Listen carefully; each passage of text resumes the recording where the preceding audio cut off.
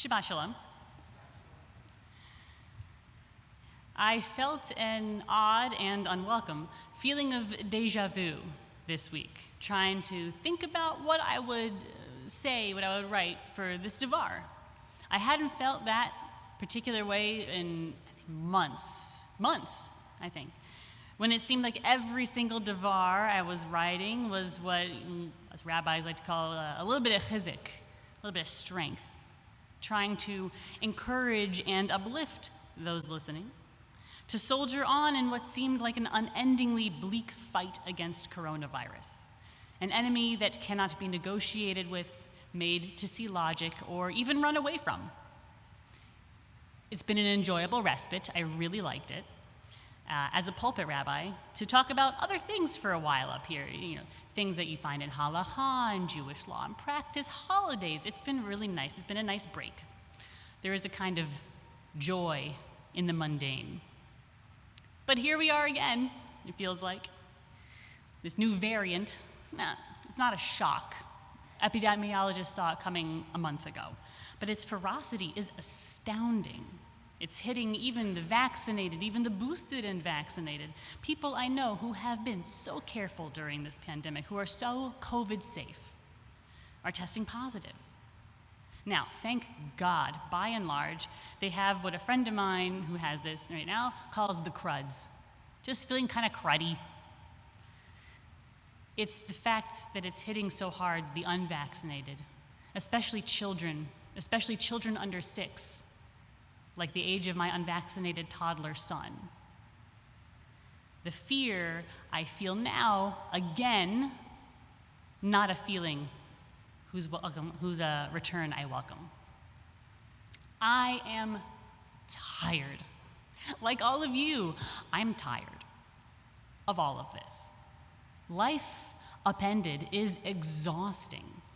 Anxiety is exhausting, especially when it is sustained anxiety. And trying all the time, trying to be safe, trying to make the right decision, trying to do the right thing, trying to be good. And it's harder now than it was because our energy reserves keep taking hit after hit after hit, and now they have taken yet another very large hit. So what do we do? How do we find the strength to be good when our capacity for feeling is low and we're back to feeling tired and scared and frankly angry?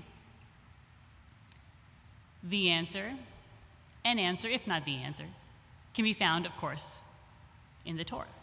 In today's part of the Torah, in fact, Moses starts off in Shemot. He's not a big, strong leader in the beginning. He's a tiny little baby. Moses in the basket, Pharaoh decrees all Hebrew baby boys must die. So his mother, Yocheved, constructs a tiny ark for the baby Moses and sets him in the Nile to find sanctuary downriver.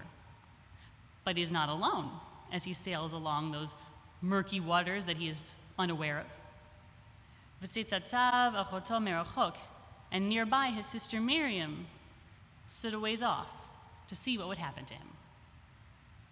The ancient rabbis saw a direct connection here between Miriam's actions as a little girl, watching over her baby brother, probably very scared and being very brave, so he wouldn't be alone. Direct connection between that action she took and what happens to her later in her own life. As an adult, she's struck with tzarat, a kind of very horrible, contagious skin affliction. And she's quarantined outside of camp, as was the practice, for 7 days. While she's in quarantine, the people of Israel refuse to leave. They hold up the progress of the camp. They stop their journey, and they don't try to even continue on to the promised land. They refuse to leave her to catch up on her own later on. This is the proof our ancient rabbis teach of midah she'adam moded, with the measure that a person measures, ba modedin lo, they are measured against it. With the measure that a person measures, that's what they're measured against. Our ancient rabbis use this part of our parsha to remind us that how we behave in this world is crucial. It is the yardstick against which our character is measured, but more importantly, it determines the kind of world that we ourselves can expect to live in. That how we treat others can determine the kind of treatment that we can expect as well. Now, some people like to call it karma. You put good energy into the world and you'll get good energy back. And I think that's certainly a way to look at it. And if that motivates you, by all means. I think our rabbis had a slightly more pragmatic approach. For them, it's not enough, Jewishly, to just say the right things, because ultimately, that's not what enacts change. It's not what inspires people to do in their own lives. It's not what inspires love. It's what we do and how we do it. Those who do good in the world, especially when it is hard, that impact is enormous. Even if, like Miriam at the time, it seems like it affects so few. Because Judaism emphasizes and wholeheartedly believes that goodness snowballs.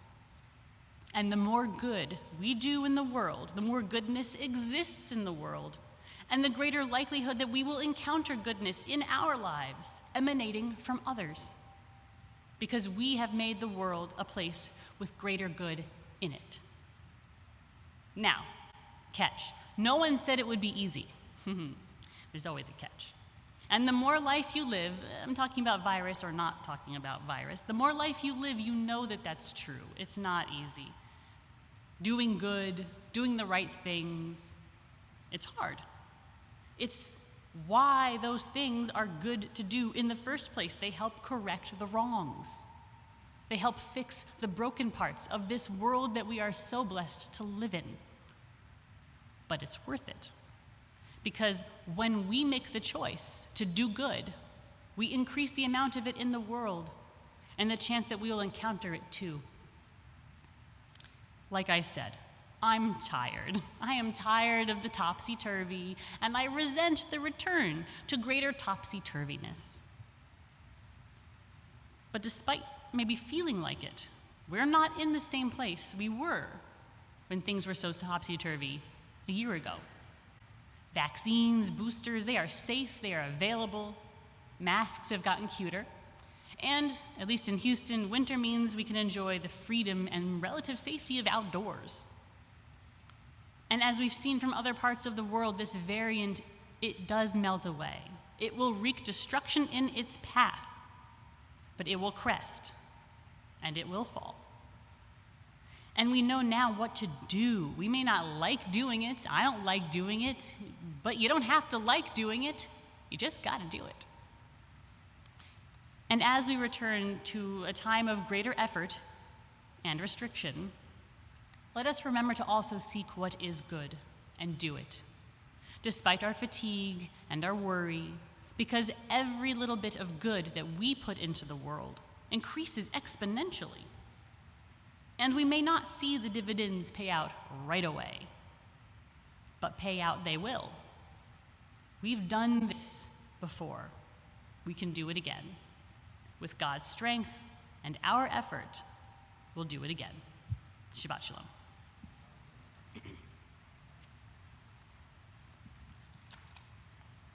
Shabbat Shalom. Very